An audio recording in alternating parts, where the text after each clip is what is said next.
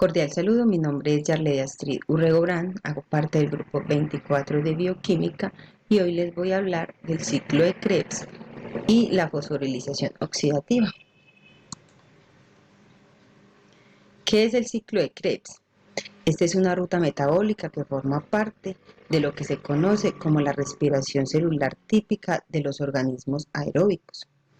El ciclo de Krebs es parte de la vía catabólica que realiza la oxidación de las moléculas de acetilcoenzima A, provenientes de monosacáridos, ácidos grasos y aminoácidos, hasta producir CO2, liberando gran cantidad de energía química, sobre todo en forma de poder reproductor, que gracias a la cadena transportadora de electrones y la fosforilización oxidativa será utilizada en la síntesis del ATP.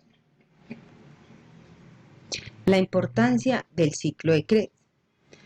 Esta oxida algunos compuestos orgánicos. El ciclo del ácido cítrico es la última vía común para la oxidación de carbohidratos, lípidos y proteínas, porque la glucosa, los ácidos y casi todos los aminoácidos se convierten en acetilcoenzima A o intermedios en el ciclo. En el corazón del metabolismo corporal desempeña un papel fundamental en la gluconeogénesis, lipogénesis y conversión entre aminoácidos. Vamos a hablar de algunas fases del ciclo de Krebs. Esta tiene varias reacciones y vamos a nombrar cada una de ellas. La reacción 1 es el citrato sintasa. La reacción 2 es la aconitasa. La reacción 3 es el iscitrato deshidrogenasa. La reacción 4 es el cetoglutarato deshidrogenasa. La reacción 5 es el succinil-CoA sintasa. La reacción 6 es el succinato deshidrogenasa. La reacción 7 es el fumarato y la reacción 8 es el malato deshidrogenasa. ¿Qué es la fosforilización oxidativa? La fosforilización oxidativa es el proceso por el que se forma el ATP como resultado de la transferencia de electrones desde el NADH o desde el FADH2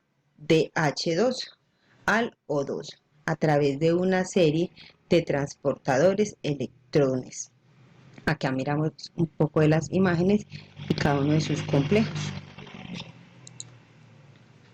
La importancia y función de la fosforilización oxidativa. Entonces, esta controla los gradientes de oxígeno en el cuerpo. En una cadena de transporte de electrones, los electrones se transportan de una molécula a otra y la energía liberada durante la transferencia de electrones se usa para formar un gradiente electroquímico. Es una ruta importante en el transporte de oxígeno. El oxígeno se encuentra al final de la cadena de transporte de electrones, donde recibe electrones y protones para formar agua. Sin estos, la cadena de transporte de electrones se detendría y no se sintetizaría el ATP. Acá miramos los complejos mitocondriales. El complejo 1 es el NADH, Q-oxidirreductasas. El complejo 2 es el succinato Q-reductasa. El complejo 3 es el Q-citrocromo C-oxidirreductasa. El complejo 4 es el citocromo C-oxidasa. Y el complejo 5, que es el flujo de protones que crea un gradiente de pH, un gradiente electroquímico. Este gradiente de protones se utiliza para el complejo B o para el ATP sintasa, para formar ATP a través de la fosforilización oxidativa. La estructura y funcionamiento del ATP sintasa. Entonces, el ATP está compuesto por una ribosa, una adenina y 3 grupos fosfato. Los ATP sintasas funcionan gracias a la diferencia, potencial eléctrico entre los dos lados de la membrana en la que se encuentra. La cadena de transporte eléctrico asociado a la misma membrana genera un gradiente de protones H+ en una dirección, y la ATP sintasa los devuelve al interior del comportamiento celular. De esta manera se mantiene el equilibrio eléctrico y se obtiene energía. ¿En qué lugar se realizan estos procesos?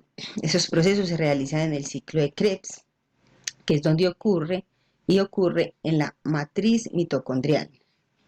La transferencia de electrones y la fosforilización oxidativa ocurren a nivel de las crestas mitocondriales. Muchas gracias.